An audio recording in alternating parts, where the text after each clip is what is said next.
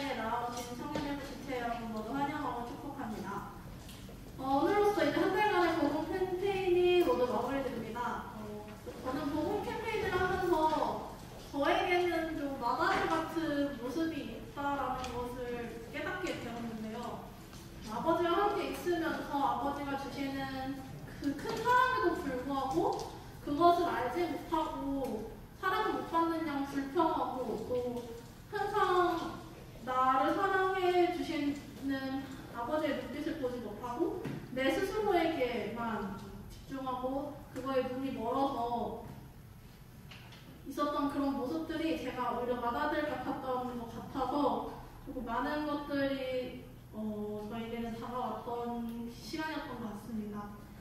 계속해서 나에게 말씀하시고 나를 사랑으로 감싸 안아주시는 하나님의 그 모습을 우리가 좀 더 알아가길 원하고 또한 복음 캠페인을 통해서 우리가 사랑을 베풀어 주신 하나님을 만날 수 있었다는 것을 기억하면서 이 시간 하나님 아버지의 그 마음을 우리가 온전히 바라보길 원합니다. 다 함께 찬양하도록 하겠습니다.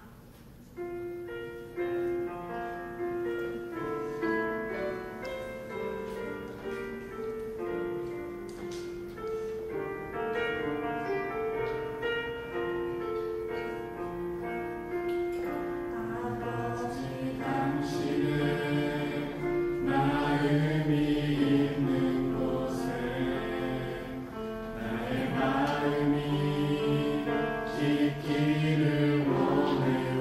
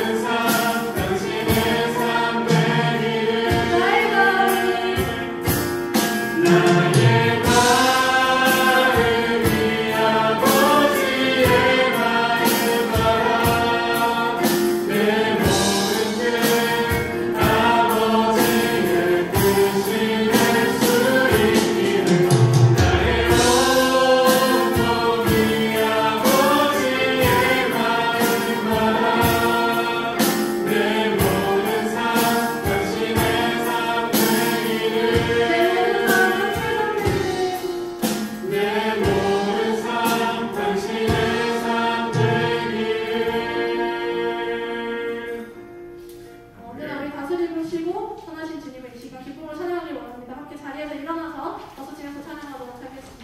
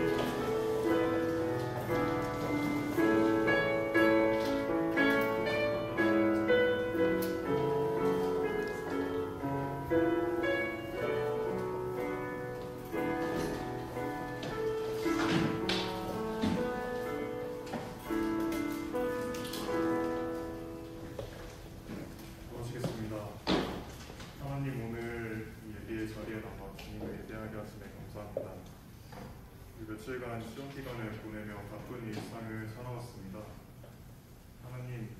하나님은 이 바쁜 일상, 흘러가는 일상 가운데에서 저의 마음이 어디에 있는지 되돌아보게 하셨습니다.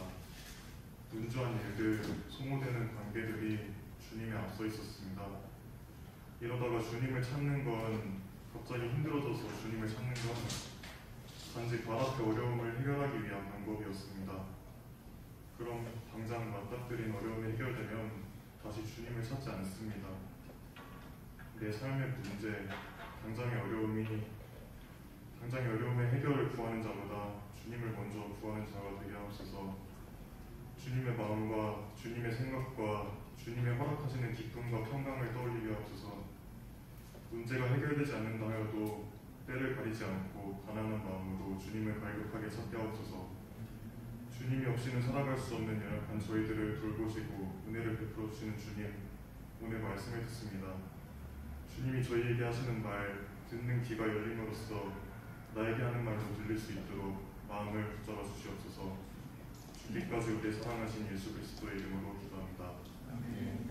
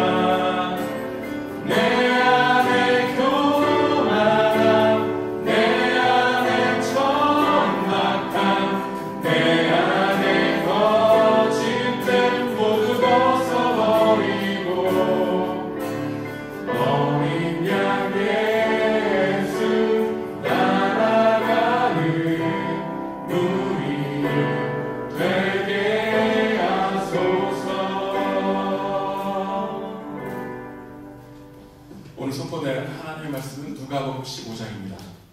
누가복음 15장 함께 보겠습니다. 우리 17절에서 24절까지 함께 보겠습니다. 누가복음 15장 17절에서 24절, 31절과 32절 읽겠습니다. 함께 교독하겠습니다. 이에 스스로 돌이켜 이르되 내 아버지에게는 양식이 풍족한 후군이 얼마나 많구나. 난 여기서 죽여 죽는구나. 18절 시작. 내가 일어나 아버지께 가서 이르기를 아버지가 하늘과 아버지께 죄를 지었사오니 지금부터는 아버지 아들이라 일컬음을 감당하지 못하겠나이다. 나를 품꾼의 하나로 보소서 하리라 하고 이에 일어나서 아버지께로 돌아가니라. 아직도 우리가 보내 아버지가 그를 보고 측은히여 달려가 복을 하고 입을 맞추니 아들이 이르되 아버지 내가 하늘과 아버지께 죄를 지었사오니 지금부터는 아버지 아들이라 일컬음을 감당하지 못하겠나이다. 아버지는 종들에게 이르되 제일 좋은 옷을 내어다가 입히고 손에 가락지를 피우고 발에 신을 신기라. 그리고 살찐 송아지를 끌어다가 잡으라. 우리가 먹고 즐기자. 이 내 아들은 죽었다가 다시 살아났으며 내가 잃었다가 다시 얻었노라 하니 그들이 즐거워하더라. 아멘. 좋습니다. 오늘 설교 제목이 잔치가 시작되며 라는 제목으로 여러분과 함께 말씀 나누려고 합니다. 우리 지금 4주간 누가복음 15장을 계속해서 보고 있습니다. 여러분, 하나님의 말씀을 반복해서 읽는다는 것은 중요합니다. 왜냐하면 안다고 하는 말씀으로 생각할 때는 새로운 말씀을, 새로운 또한 교훈을 얻기 어렵지만 이 반복되는 말씀 속에서도 새로운 우리에게 주시는 말씀이 있다는 것을 믿고 말씀을 묵상하게 되면 새로운 것을 발견하게 되기 때문입니다. 우리 지난 4주간 15장을 살펴보면서 잃어버린 양의 기호, 잃어버린 드라크마의 기호, 잃어버린 두 아들의 기호를 계속해서 같이 연속적으로 살펴보았습니다. 공통점이 있었죠. 찾으신다는 거죠. 성경에서 찾으시는 하나님을 발견하지 못하면 영적인 장님이다라고 얘기했습니다. 성경은 우리를 찾으시는 하나님의 이야기입니다. 성경에서 찾으신 하나님을 발견할 수 있어야 된다는 거죠. 하나님이 찾으시는 이유가 뭘까? 생각해보게 되면 용서하고 사랑하기 때문이다 라는 걸 알게 됩니다.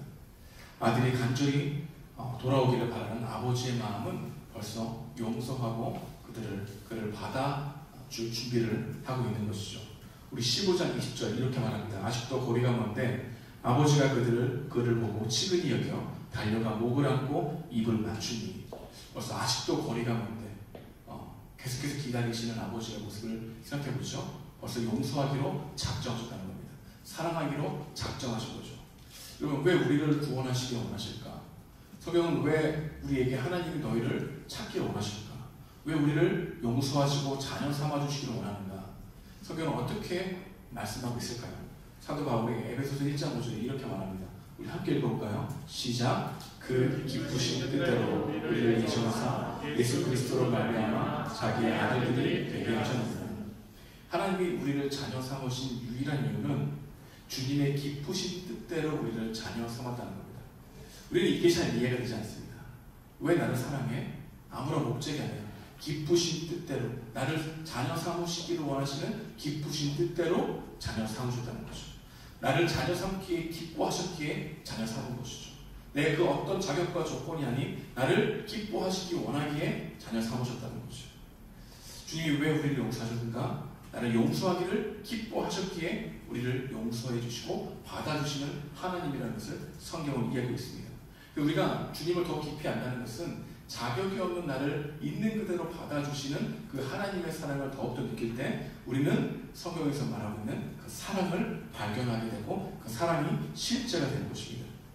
우리가 오늘 본문에서도 알 수 있는 것은 둘째 아들이 자신의 잘못을 뉘우치고 돌아오죠. 근데 그 뉘우치고 돌아올 때 그 고백을 하기도 전에 그를 껴안고 그를 받아주시고 용서하시는 제스처를 취하시는 우리 한 아버지를 보게 됩니다. 그가 잘못했다고 고백하기도 전에 먼저 깨어나시죠.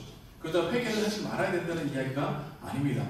회개가 아버지의 사랑을 촉발시키지 않았다는 겁니다. 회개가 아버지 사랑을 유발한 게 아니라는 것이죠. 오히려 반대입니다. 아버지의 아낌없는 애정 덕분에 아들이 회개하고 참여할 그리고 표현할 그게 훨씬 쉬워졌다는 것을 알게 됩니다. 여러분, 우리는 잃어버린 두 아들의 이야기를 통해서 용서를 묵상해야 합니다. 여러분, 용서가 없는 잔치가 없습니다.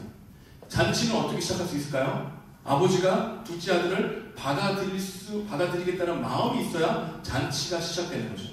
여러분, 잔치는, 하늘의 축제는 언제 일어나는가? 용서할 때입니다. 화합될 때입니다. 하나 될 때입니다. 수용할 때입니다. 여러분, 우리가 이웃을 용서할 때 하늘에서는 잔치가 일어납니다. 우리가 서로 하나가 되기를 힘쓰려고 할 때 하나님께서는 가장 기뻐하십니다. 우리가 나의 상처를 정말로 다시 회복되고 주님을 바라보면서 형제들을 용서할 때 하나님은 예배를 드렸다, 예배를 받으신다 라고 하고 고백으로 갈 수 있죠. 예수님의 마음은 용서의 마음입니다. 예수님의 용서를 깊이 묵상해야 합니다.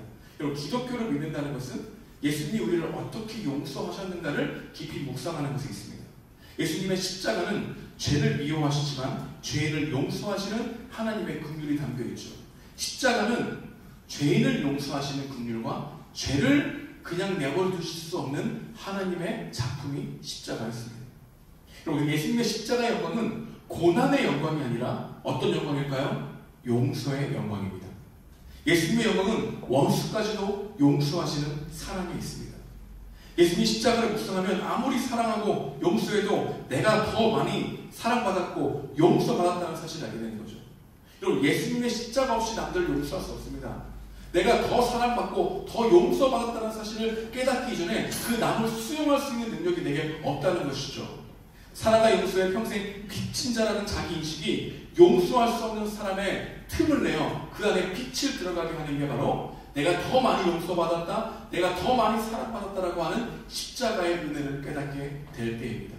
십자가를 묵상하는 것, 바로 우리가 용서할 수 있는 가능성이 커져간다는 거고, 십자가를 묵상할수록 내가 남들보다 더 많이 용서받았고, 내가 남들보다 더 사랑 많이 받았기 때문에 내가 남들을 향하여 더 용서하고 사랑을 베풀 수 있는 힘을 복음을 통해서 알 수 있게 되는 거죠. 그리고 인간은 어떤 존재입니까? 내가 더 용서받았다는 사실을 깨닫기 전에는 다른 사람을 용서하기가 힘든 존재라는 것을 발견하게 되는 거죠. 하지만 내가 용서받았다는 사실을 주님의 십자가에서 발견하게 되면 용서할 용기가 생겨나게 되는 거죠. 여러분, 용서는 예수님을 닮은 인격의 향기입니다. 우리가 언제 예수님을 또한 하나님을 가장 닮았을까요? 용서할 때입니다. 하나님을 닮는다는 것은 용서하는 것입니다. 이런 명언이 있습니다. 사람이 사람을 죽이면 야수가 되고, 사람이 사람을 비판하면 사람이 되고, 사람이 사람을 용서하면 하나님처럼 된다. 하나님처럼 된다는 이 속뜻은 무엇일까요? 하나님을 닮을 수 있는 길이 있다면 용서하는 것에 있다. 우리가 용서할 때 우리는 하나님을 가장 닮게 된다는 거죠. 예수님은 용서로 사람들의 흉기를 향기로 바꾸셨습니다. 예수님의 영성의 극치는 용서에 있다는 겁니다. 성경에서는 고난에 극복한 사람을 가장 위대한 사람으로 이야기하고 있지 않습니다. 욥이 위대한 이유는 욥이 고난을 극복해서가 아니라 욥이 정말 고난당할 때 자신을 정죄했던 그 친구들을 용서하는 데 그 위대함이 있는 거죠. 여러분, 교회가 교회되는 가장 중요한 모습은 용서와 화해과 화합과 하나됨이 일어나는 것입니다. 여러분, 성령의 역사는 용서하는 것입니다. 회복되는 것입니다. 치유가 일어나는 겁니다. 화해가 일어나는 겁니다. 그 안에 거룩함이 깃드는 것이죠. 교회 부흥의 시작은 용서와 화해에서 시작되었습니다. 여러분, 한국 교회가 가장 부흥할 때가 언제인지 아십니까? 바로 사랑의 원조탄이라고 하는 자신의 아들을 죽인 자신의 두 아들을 죽인 강도를 자신의 아들로 삼는 이 사건이 있은 후에 기독교는 폭발적으로 증가했습니다. 다시 말해서 용서와 화해가 없는 기독교는 기독교가 아니라는 거죠. 여러분, 교회가 커져가거나 사랑이 많이 모인다고 기독교가 아닙니다. 그리스도의 사랑 때문에 옆에 있는 사람들을 용납하고 용서하며 상처를 치유해주기 위해 자신을 희생할 수 있는 용기가 많아지는 그런 열매들이 기독교가 부흥한다고 할 수 있는 것이죠. 여러분, 우리는 지금 교회가 교회되고 있는 것 같습니까? 여러분들은 사람들을 용납하기를 힘쓰고 있습니까? 여러분의 상처를 정말 치유하고 화해하기를 애쓰고 있습니까? 다른 사람들의 적대의 담벼락을 걷어버리고 부셔버리고 그 사람을 다시 받아들이기로 한 그런 결정과 그런 다짐들이 여러분 삶에 있습니까? 그 모습이 바로 성령께서 역사하시는 모습이라는 겁니다. 용서할 수 있는 것. 여러분, 용서를 쉽게 말하면 안 되는 것이지만 용서로 나아가게 하는 것이 우리 인생에 가장 중요하다는 것이죠. 하늘의 잔치는 내가 옆에 있는 친구들을 받아들일 때, 용서할 때, 적대의 담벼락을 무너뜨릴 때 생겨난다는 것이죠. 하나님이 예배를 존귀하게 여기시는 것은 용서하고 수용하고 받아들일 때라는 것을 알게 됩니다. 용서와 용납을 잃어버린 교회가 첫째 형들의 세상이라 할 수 있는 것이죠. 용서와 용납과 수용의 자세가 하늘의 잔치를 열리게 한다는 사실을 기억하기 원합니다. 삶 속으로 들어가 보겠습니다. 우리는 살아가면서 많은 상처를 받기도 하고 주기도 합니다. 누군가에게 상처를 주지 않는 사람은 단 한 명도 없습니다.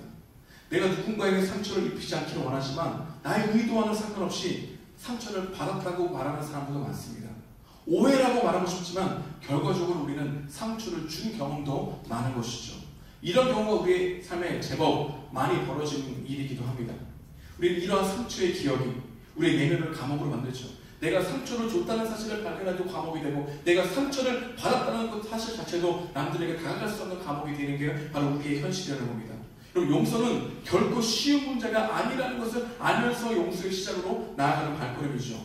누군가에게 배신을 당한 사람, 또한 누군가에게 상처를 깊이 받은 사람, 결코 용서가 쉬운 게 아닙니다. 특히 나에게 상처를 준 사람이 그 상처를 줬다는 사실도 모르고 날뛰는 모습을 보게 되면 더 용서하기 힘든 수렁에 빠지게 되는 것이죠. 아직 받아들일 수도 없는데, 용서할 수도 없는데, 그런 말을 하는 순간, 용서해라라는 말을 듣는 순간 옳은 말이긴 하지만 우리를 비참하게 만드는 말이기도 하다는 것이죠. 그리고 용서는 쉽지 않다는 것을 알고 용서를 향해 나아가는 것입니다. 그럼 인간은 어떤 존재입니까? 우리는 용서와 분노 사이에서 계속 고민하는 존재입니다. 용서를 해야 한다는 당위성과 그럴 수 없는 사이에 우리는 괴로움을 느끼고 있는 존재이죠. 누구라를 미워하는 나 자신이 싫어지기에 고통스러운 존재가 또한 우리입니다. 용서는 귀한 명령이지만 일방적으로 강요되어서는 안 되죠. 그것을 알면서 우리는 용서하기를 포기하지 않고 걸어가야 된다는 것을 알게 됩니다. 그럼에도 불구하고 우리는 용서하는 삶이 우리에게 너무나 중요하다는 사실을 깨닫게 되어야 되죠. 결국 우리는 용서가 우리의 삶의 목표이고 목적이 되어야 합니다. 여러분, 용서를 해야 하는 이유는 남을 위해서가 아닙니다. 먼저 나를 위해서입니다. 여러분, 나를 위해서 남을 용서하는 것은 필요합니다. 왜냐하면 용서하지 못하는 순간 그 자체는 여전히 나는 피해자로 남아있기 때문입니다. 나에게 상처를 주고 고통을 준 사람이 내 마음속에서 계속 역사하도록, 좌지우지하도록, 내 마음을 움직이도록 내버려 두는 게 용서하지 않는 상태를 그냥 내버려 두는 것이라 할 수 있는 것이죠. 용서하지 않으면 우리의 상처난 마음을 아물게 하기보다는 그 상처를 키우며 살아가게 되는 것입니다. 그래서 용서가 필요합니다. 꽃에 물을 넣듯이 상처라고 하는 것에 미움이라고 하는 물을 주게 되면 우리는 더욱더 인생이 파괴된다는 것을 알게 되는 것이죠. 여러분의 소중한 시간에 그 상처 때문에 아파하는 마음으로 시간을 오래 보낸다는 것은 인생을 더욱더 괴롭게 하는 것이라 할 수 있습니다. 그래서 용서는 먼저 나를 위해서 한다. 그래서 용서를 나를 위해서 해야 된다는 것을 먼저 아는 것 또한 중요합니다. 여러분, 용서를 또한 내가 먼저 할 수 있어야, 내가 먼저 나를 위해서 용서할 수 있어야 남도 자유케 할 수 있는 길을 열리게 하는 시작이 내가 남을 용서하는 데서 시작된다는 것이죠. 여러분, 용서는 결코 쉽지 않습니다. 그럼에도 불구하고 용서는 우리 삶의 목표이고 목적이 되어야 합니다. 용서를 해야 되는 가장 중요한 이유는 바로 내 자신이 여전히 피해자로 있지 않기 위해서입니다. 내 상처가 덧나지 않기 위해서입니다. 여러분, 용서도 이기적인 필요가 있지만 그 이기적인 그 필요는 더 나아가 내 자신의 마음의 평안을 위해서만 하는 게 아니라 더 나아가 정말로 용서할 수 있는 사람을 용서하기 위해서 먼저 내 자신을 위해서 용서하는 게 필요하다는 것입니다. 그게 바로 우리 가운데 말씀하시는 그때의 하늘의 잔치가 있는 거죠. 여러분, 우리가 진귀한 것, 귀한 것, 1000만원짜리 2000만원 헌금한다고 하나님 기뻐하지 않습니다. 하나님이 가장 기뻐하시는 게 누구입니까? 옆에 있는 사람이 적대의 담벼락을 무너뜨리고 다가가는 그 발걸음을 하나님 천하보다 더 귀하게 여기시는 하나님이라는 것이죠. 하늘의 잔치가 열리는 것은 사람과 사람 사이에 담겨있는, 막고 있는 이 담이 허물어지는 순간입니다. 어떻게 허물어질 수 있을까요? 누군가는 먼저 다가가야 되죠. 누군가는 먼저 손을 내밀어야 되죠. 누군가는 먼저 그 벽을 허물어야 되죠. 주님은 그 허무는 한 발자국의 이 용기, 그 발걸음을 주님은 예배로 보고 계시고 그 예배 가운데는 하늘의 큰 잔치가 열린다는 게 성경이 말하고 있는 메시지라는 겁니다. 오늘 우리에게 주신 메시지는 무엇일까요? 첫 번째로 용서를 깊이 생각하고 묵상하면서 기도해야 된다는 겁니다. 쉽게 용서할 수 있는 사람도, 쉽게 용서를 구할 수 있는 상황도 없습니다. 용서의 개념을 쉽게 생각해서는 안 됩니다. 용서하기 전에 용서를 공부해야 합니다. 우리 용서를 외면하지 말고 용서가 무엇인지를 바르게 알려고 할 때 용서할 수 있는 용기가 생겨나는 거죠. 용서라고 하는 단어를 무시하지 말고 용서라고 하는 것이 성경에 어떻게 나와 있는지를 깊이 묵상하려고 할 때 용서할 수 있는 대상이 떠오르는 겁니다. 나는 사람과 이렇게 상처를 준 사람이 없습니다 라고 말할 수 있지만 용서를 공부하다 보면 내가 상처 준 사람들을 발견하게 되는 것이죠. 그래서 용서를 쉽게 하려고 하기보다 용서에 대해서 깊이 묵상하려고 하는 그 마음의 자세로 말씀과 신앙서적을 또한 상담을 받을 수 있는 은혜가 있게 소망합니다. 용서를 쉽게 생각하지 말고 용서를 깊이 공부하라. 이 바로 오늘 주시는 첫 번째 메시지를 할 수 있습니다. 두 번째 메시지는 무엇이냐면 용서하려고 하는 마음을 포기해서는 안 된다는 겁니다. 용서하기를 포기하는 것과 용서할 수 있게 기도하는 것은 차원이 다른 거죠. 여러분, 용서할 수 있는 마음을 달라 기도하는 것이 용서에 벌써 그 한가운데로 들어간 것입니다. 여러분, 용서를 내 마음에 스스로 의식적으로 할 수 있는 게 아닙니다. 하지만 내 안에 용서할 수 있는 마음을 달라는 것 자체가 벌써 용서의 시작으로 들어간 것이죠. 우리는 용서하기를 포기하는 행위를 많이 합니다. 왜냐하면 저 사람이 바뀌지 않을 것이라 생각이 때문이죠. 여러분, 그 생각을 하는 즉시 우리는 남들에 대한 편견과 선입견에 또 다르게 사로잡힐 겁니다. 그 남들에 대한 기대감이 없어지고 나에 대한 기대감이 없어지죠. 나에 대한 변화에 대한 기대감도 사람이 변화될 것이라는 기대감도 없는 것입니다. 그래서 우리 이렇게 얘기하죠. 사람은 변하지 않아. 여러분 이것을 믿는 게 비극입니다. 사람은 전혀 변하지 않아. 복음을 믿는데도 변하지 않아. 여러분 나를 변화시키지 못하는 복음이 복음입니까? 아닙니다. 사람은 복음, 십자가의 은혜를 알게 되면 온전하게 변화되지 못하지만 용서하는 그 목적을 향해 걸어갈 수 있는 변화가 생깁니다. 우리가 고상한 인격과 윤리적 수준과 인내와 용서로 우리가 용서가 되는 게 아닙니다. 우리가 용서가 될 수 있는 것은 하나님의 비추심이 있어야 되는 거죠. 하나님의 손길이 있어야 됩니다. 그럼 하나님의 손길이 우리 가운데 일어나도록 우리가 기도하고 간구해야 되는 게 필요합니다. 여러분 용서할 사람이 없다고요? 여러분 용서를 구할 사람이 없다고요? 아니요. 말하지 않았을 뿐입니다. 몰랐을 뿐입니다.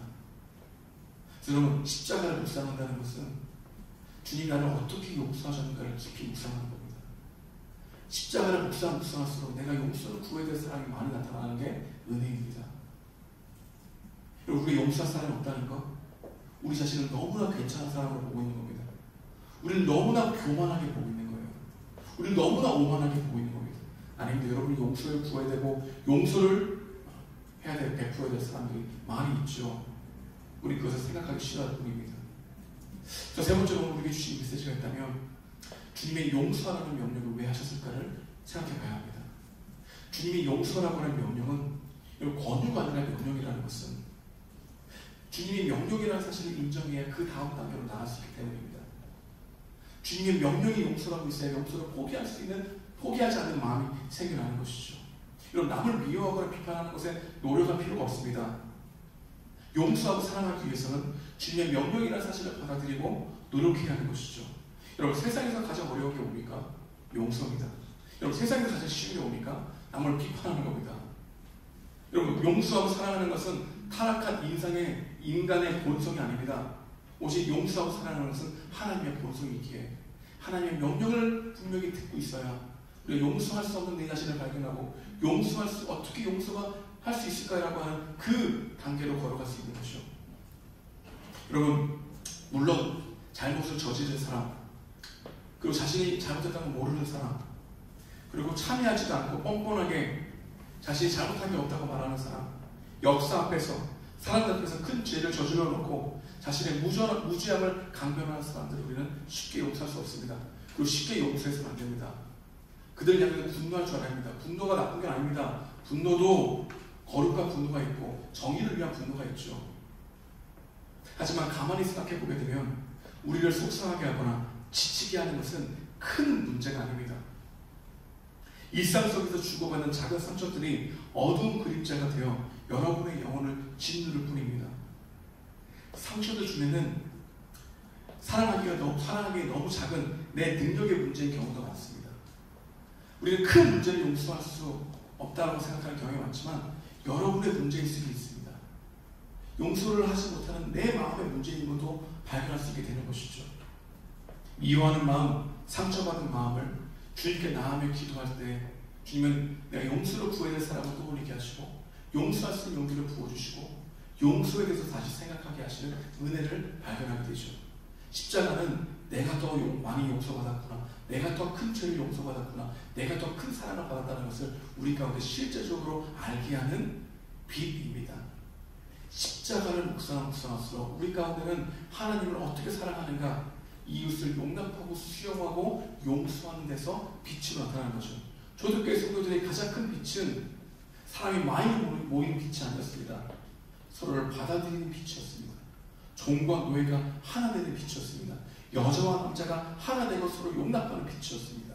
이 빛이 로마 시대 또 그리스 시대에 사람들이 감당할 수 없는 빛이었습니다. 여러분 서로 용납할 수 있고 용서할 수 있는 것, 교회가 부흥하는, 교회가 진정으로 성령의 다스림을 받는 가장 큰 열매인 것입니다. 그 시작은 바로 여러분들을 스스로를 용납하고 스스로를 용서하며 또한 옆에 있는 사람들 향하여 걸어갈 때, 마음을 열고 다가갈 때 일어난다는 것이죠. 이게 바로 하늘에 일어난 잔치입니다.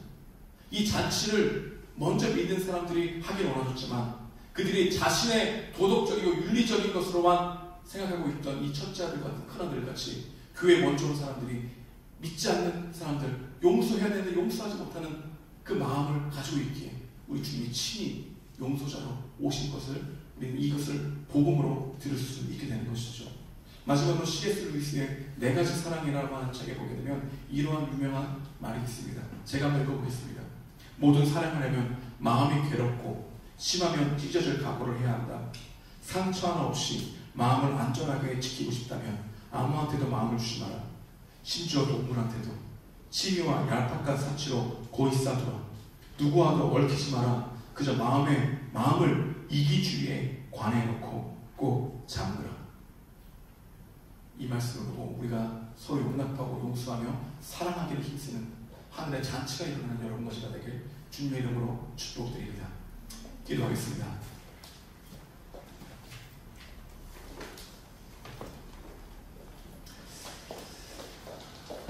여러분, 이 시간 우리 주님께 예배를 드립시다. 우리 주님께 헌금을 드립시다. 우리 주님께 우리의 마음을 드립시다. 우리의 전심을 드립시다. 여러분, 용서해야 될 사람들이 있습니까? 여러분의 상처를 준 사람들이 있습니까? 더 이상 관계하기 싫어했던 사람들이 있습니까? 그 사람을 생각하는 것조차 괴로운 사람들이 있습니까?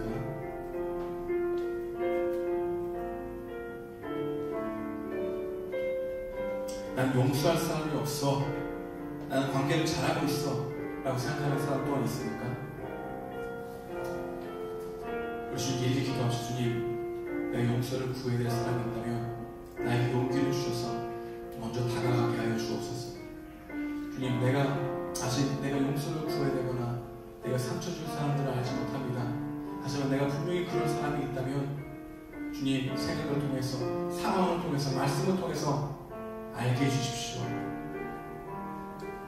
내가 그 사람을 배척하지 않아도 선입견과 편견을 가지고 사람들을 대했다면 그것 자체가 벌써 용서를 구해야 될 모습이라는 것을 발견하게 도와주십시오.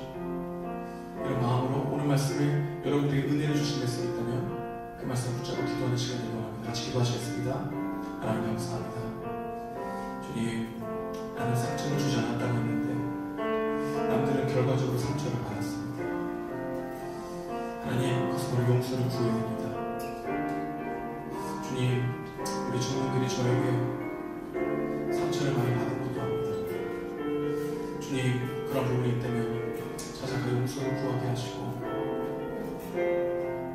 관계가 깨어지지 않은 것이 아니라 관계가 회복될 수 있는 은혜가 있게 도와주십시오. 주님, 그것이야말로 주님 나에게 가장 바라시는 예배이고 우리에게 가장 바라시는 마음인 줄 압니다. 주님, 인도해 주십시오. 이끌어가 주십시오. 성령께서 도와주십시오.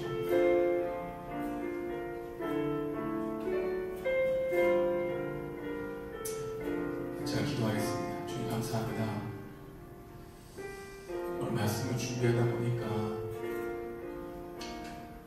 내가 청년들에게 용서를 구하거나 상처를 준 것이 없는가 많이 뒤돌아보았습니다. 목사라고 하는 자리에 있기에 이들이 말을 하지 못하고 그냥 넘어가는 경우가 많지 않았을까라는 생각을 또한 해보게 됩니다. 이들이 상처받는 것 때문에 말씀이 안 들리고 복음을 듣기가 거북해지는 것이 아닌가 마음이 무거워지기도 했습니다. 주님, 저에게도 이 말씀을 들을 1차 청중입니다. 우리 청년들이 저로 인해 상처를 받은 것이 있다면 분명히 알게 하셔서 그들에게 다른가 사과할 수 있는 용기도 허락하시고 하나님이 기뻐하시는 관계의 회복도 있게 하여 주옵소서. 하나님, 저부터 나아가기 원합니다. 우리 지체들이 서로를 용납하거나 서로 용서하거나 상처를 주고 외면하고 있던 모습이 있다면 주님, 주님 앞에 예배드리기 전에, 주님 앞에 헌금을 드리기 전에, 주님 봉사하기 전에 먼저 그 관계를 회복하라고 하는 주님의 명령은 기쁘게 받아들일 수 있도록 하시고 주님, 주님께서 우리에게 베풀어 주신 그 용서의 은혜, 그 십자가의 영광을 더 깊이 깨달아 다름을 틀림으로 보지 않고 수용하며 용납하며 선을 긋지 않고 받아들여 하나가 되고 화합이 될 수 있는 그런 놀라운 부흥의 역사가 우리 청년들에게 또 우리의 교회 가운데 일어날 수 있도록 인도하여 주옵소서. 하나님, 이들을 축복합니다. 또한 저를 축복합니다. 주님, 도와주세요. 성령께서 역사하셔서 용서를 구하는, 그리고 용서를 하는 너무나 놀라운 하늘의 역사가 우리 가운데 일어날 수 있도록 인도하여 주옵소서. 감사드립니다. 예수님의 이름으로 축복하며 기도드리옵나이다. 아멘. 찬양하겠습니다.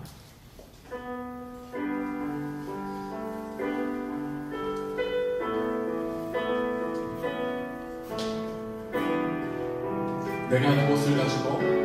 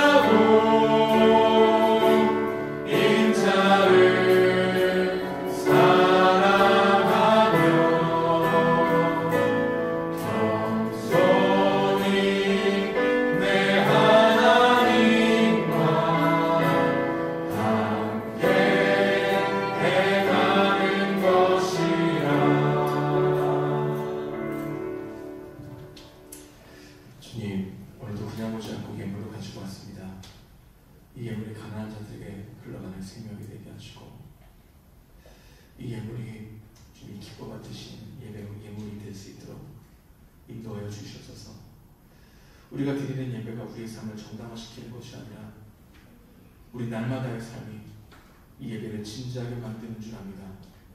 날마다 예배자로 서로 용서하고 용납하며 사랑하기 힘쓰는 우리 청년들이 될 수 있도록 인도하여 주시옵소서. 이제는 우리 구주 예수 그리스도의 은혜와 하나님의 극진하신 사랑과 성령님의 감화하시고 교통하심이 더 많은 사랑과 더 많은 용서를 받은 우리들이 더 많은 용서가 필요한 사람들에게 다가가 서로 하나 되고 화합될 수 있는 그 은혜들이 우리 삶 가운데 넘쳐나기를 축원하옵나이다. 아멘.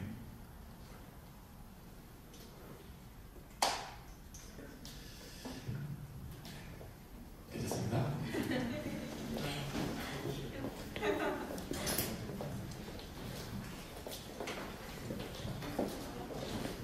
안녕하세요. 여빈 언니 미니 태주입니다. 언니가 없어가지고 제가 대신 나왔어요. 이거 언니가 만들어서 보내준 건데 잘 몰라서 같이 보면 될 것 같습니다. 네, 첫 번째 광고는 일단 오늘 현장 예배 참석한 가족분들, 온라인으로 함께 예배하는 가족분들, 그 다음에 처음 오신 새가족분들 모두 환영합니다. 이거 새가족분들은 목사님께 연락드리면 됩니다. 다음 영동도서관이 성공리에 마쳤습니다. 함께 해주신 모든 동이들에게, 영동이들에게 감사를 하고 다음에 우리 잊지 말고 기말고 함께 했으면 좋겠습니다. 네, 이게 개별상인데 이렇게 보면은 되게 많아요, 사람들이. 이름 한번 불러볼게요. 박여빈, 박래원, 정다운, 이세영, 백신혜, 박재현, 조은진, 김혜인, 신예지, 조은, 지주영, 조영애, 변다은, 권동혁, 최수원, 박시은, 정희준, 문경로. 되게 많죠. 사실 저 왜 여기 있는지 모르겠는데 봤더니 절반 이상 참가자 대상으로 다 개근상을 주신대요. 네, 그리고 영동 100일장 그때 참여해주신 분들이랑 같이 상품을 드릴 예정이니 조금만 기다려주시면 감사하겠습니다. 제가 진짜 다음 주 내에 꼭 보내드리도록 노력할게요. 혹시 여기 명단 말고 본인이 참여했는데 누락된 것 같다 그러면 이거는 여빈 언니 책임이니까 여빈 언니한테 보내주시면 됩니다. 네, 그래서 이렇게 후기를 이렇게 적어달라고 여빈 언니가 협박 아니 협박을 했는데 제가 한번 읽어볼게요. 신무예지연.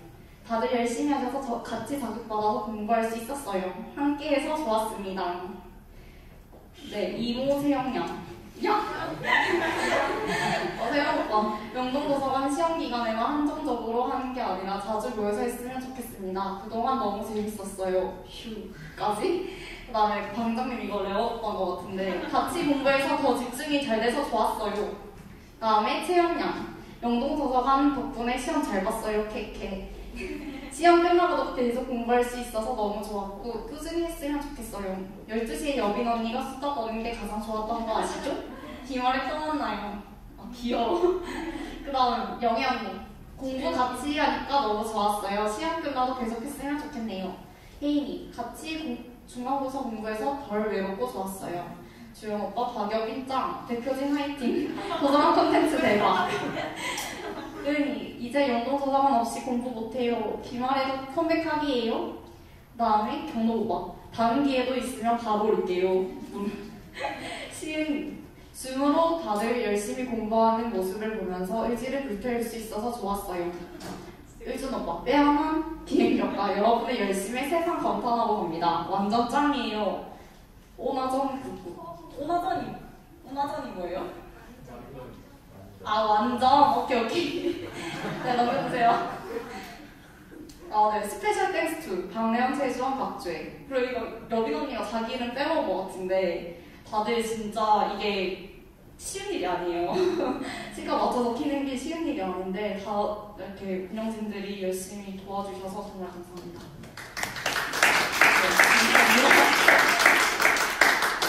다음 세 번째 광고는 가족 후 오늘도 가족 모임이 있습니다. 모두 즐거운 교제 되시고 영수증은 필긴 저에게 꼭 청구해주시면 감사하겠습니다. 반드시 이름과 계좌번호를 영수증 상단에 적어서 항목과 함께 전해주시면 감사드려요인데 사실 이게 정말 세상이 좋아져가지고 제가 한 번 송금한 사람들은 계좌번호가 남아있더라고요. 이름만 적어도. 그래서 귀찮으니까 그냥 이름만 써주셔야 됩니다. 근데 새로 저한테 주는데 이름만 써주면 안 됩니다. 그 다음에 5월 9일, 이거 진짜 중요해요. 5월 9일, 다음 주죠? 5월 9일? 다음 주에 연합 예배가 있어요. 청년 1, 2부가. 그래서 예배는 기존과 같이 다음 주에 올 두 가족이랑 세 가족이랑 함께 하게 되고 전날 오후에 이번에는 4명의 신청자만 받아요. 많이 아니고 4명 다. 근데 이때 중요한 게 뭐냐면 음료 반입이 안 돼요. 음료를 가져오시는 분들이 많은데 음료 반입이 안 되고 마스크를 꼭꼭 착용해 주셨으면 감사하겠습니다. 그리고 이게 5월에 원래 김보규 찬양사님이 오시기로 했는데 이 부분도 코로나 때문에 취소가 됐으니까 기다리고 계시는 분들도 있을 텐데 아마 다음번에 수련회나 다른 기회로 찾아뵙게 될 것 같습니다. 네, 그리고 영동살롱이 돌아왔습니다. 이번 살롱의 호스트와 주제는 대체 무엇일까요? 앞으로 나와주세요.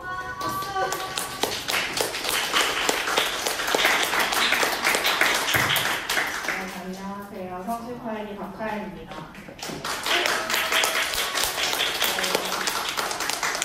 어쩌다 보니 영동 촬영을 하게 됐는데요.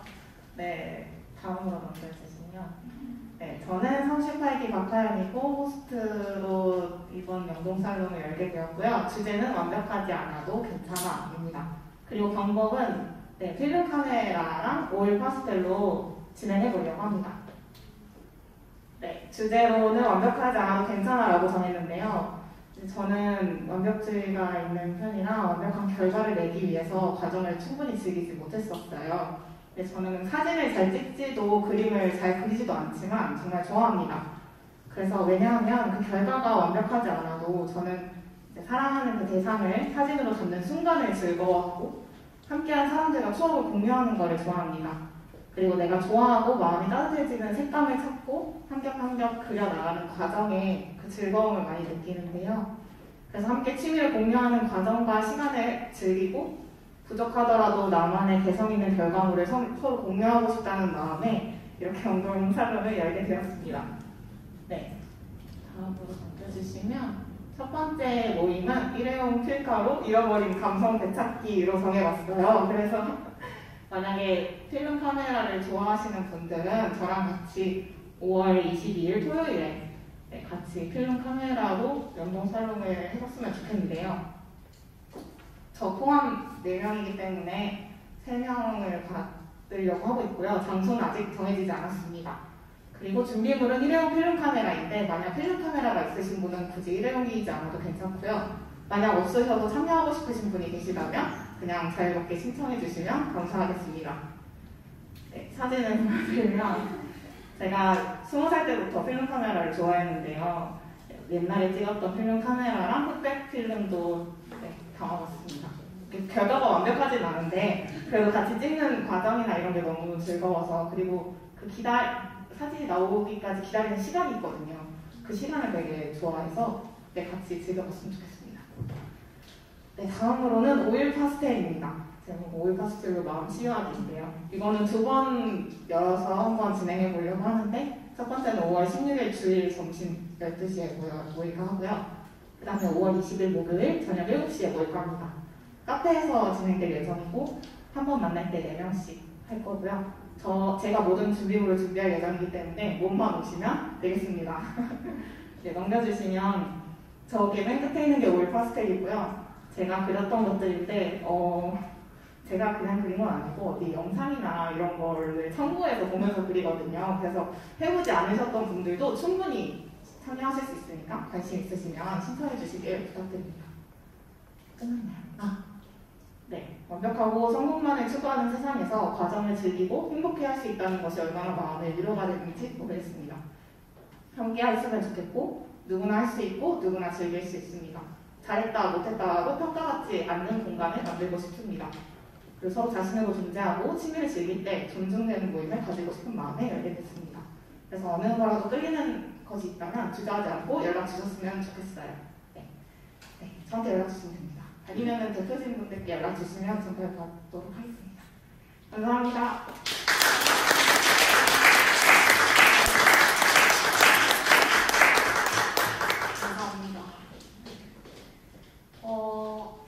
마지막 광고는 5월 기말고사가 덮쳐오기 전. 원래 기말고사가 덮쳐오는 건가요? 네, 덮쳐오기 전 영동 e스포츠 선수권 대회를 개최할 예정입니다. 회의 중에 있으니 많은 관심 부탁드립니다. 예상 종목은 롤, 퀘어, 카트. 이번 주 내로 신청 폼이 나갈 예정이며 간전 스트리밍 공지는 추후 따로 올리겠습니다.